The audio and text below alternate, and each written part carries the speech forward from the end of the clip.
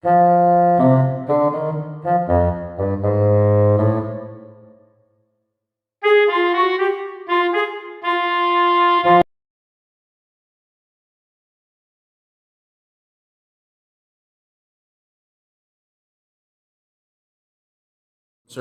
it slipped my mind a while ago when we were discussing the smallest barangay. Ang inhabitants lang yata, dalawa. Dalawa. Ayun ang sabi. Dalawa, yung, may barangay captain. Doon sa dalawa. Paano yung makagawad? Ten.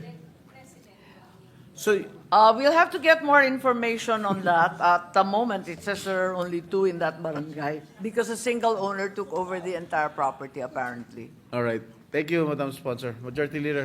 Likewise, for the information, Mr. President, before I make the motion, when the smallest barangay of 2 is in Caloocan, the biggest barangay also is in Caloocan. Barangay Bagong Silang, formerly, is now divided into 6 new barangays. It's no longer the biggest barangay, di Yes, ba? used to be. Now it's barangay 176A up to 176F. So yun na po yung bagong pangalan ng barangay Bagong Silang. 6. Senator Legarda. Yes, yes. It's interesting because I come from Caloocan in a way because the place where I was born is in the boundary of Malabo and Caloocan. But may I know the population now of the biggest barangay in Caloocan, Mr. President? 300,000? Yes. Maybe we can May we know the ask population? the representative of the local government. Where is that? No, that's still 176. Undivided yan. It's the undivided Bagong Silang.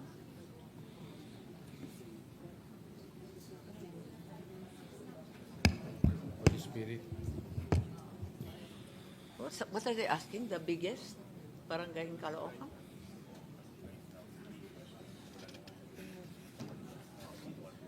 No, but that's Quezon City. I think they're asking for Caloocan.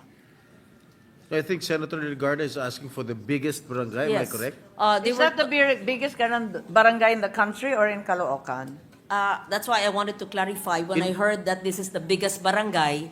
Is it the biggest barangay in the city of Caloocan or the biggest barangay in the Philippines? And may I know what is the population of the It biggest has already barangay been subdivided. in the Philippines? Yes, the biggest barangay in the Philippines today is Commonwealth in Quezon City, 213,000 voters, and it's closely followed by Batasan Hills, again in Quezon City, with upwards of 167,000 voters. Okay. So, I heard earlier in Caloocan, it was the biggest barangay. So it is not the biggest barangay in the Philippines, perhaps No the biggest more, no barangay more. No more. Bagong in Caloocan. Silang was Barangay 176. It's been subdivided, as Senator Ejercito, the chairman of local government, stated, into 6 different barangays. So hindi na siya yung pinakamalaki kasi pinagbiyak na sa 6. Yes. Having heard the biggest barangays, now would you be in a position to tell us the smallest barangay in the Philippines? Do we have that data?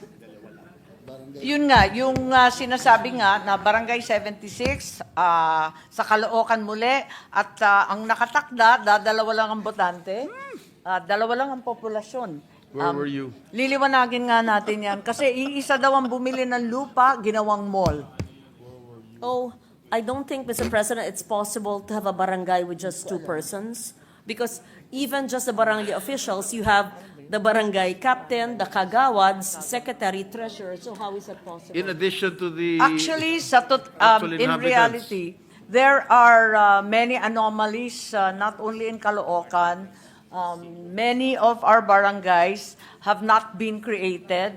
For example, in my case, up in the Cordillera, there are so many barangays that need to be separated from the poblacion barangays and the mountainous barangays. Ang lalayo po nila, dapat paghiwalayin. Pero hindi pa nagagawa talaga.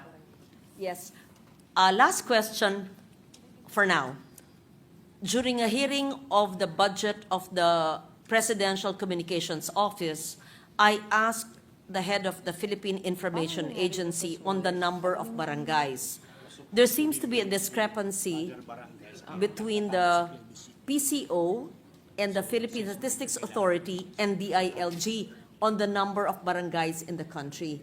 May I know from the resource persons present here, per DILG, how many barangays do we have in the 42,000, Philippines? ilan? And is this aligned with the number of barangays per the PSA and the PCO?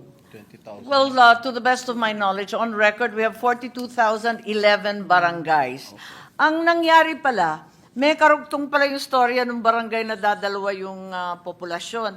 At ang nangyari, nagkaroon ng panukala, bumoto sila, natalo sa boto sa merger. Kinakailangan magbotohan tungkol sa merger ng karatig na barangay. Hindi natuloy dahil natalo sa boto. Kaya hanggang ngayon, nakatayo siya na dadalawa lang ang tao. Well, may I know the name of the barangay with two persons, Mr. President? 76, no? It's Barangay 76 in Caloocan. We will attempt to get further updates, but in truth, that's all we have in the records now. And there is a barangay captain and the other one is a kagawad, I assume. Malamang. Or maybe a barangay treasurer. And does it mean that that barangay is able to receive their IRA, the Internal Revenue Allotment? Ang swerte naman nila. The Dalawa lang information sila. that I received is that aside from the 2 inhabitants, meron sila barangay captain at saka 7 kagawad. I think they have So, they have kumpleto a yung opisyal. complete lineup. But Pero if there- ang nakalista kasi dito sa census ng 2020, dadalawa ang tao. Kaya tignan natin at aalamin ko at ipagtatapat ko, hindi ko alam eh. well, once you have the information, we would be happy to receive the Naging mall information. kasi yan eh. Ang alam ko, isang sumakop ng lupa, ginawang mall, wala na talagang residents. Anong mall po yun sa Caloocan? Araneta Square Mall. Oh, Yes, that's correct. Our Araneta Square Mall where Pure Gold and other commercial establishments, Northwest Plaza, and Victory Liner Terminal are all located in that area. There are no permanent residents. As a result, mere 2 are registered as populating that single barangay. is this an isolated case in the Philippines, or are there other I think so. barangays with I believe it's isolated, but I mentioned earlier that there are many barangays that really need review. Sa amin naman, ang kinakailangan, creation ng bagong barangay sa mga tuktok ng bundok at sa mga isla-isla. Hindi pa sila barangay, pero ang lalayo nila. They are unmanaged and ungoverned, as it were. Kasi wala namang official pa dun. Wala pang barangay dun. So that is a real problem. Thank you for that.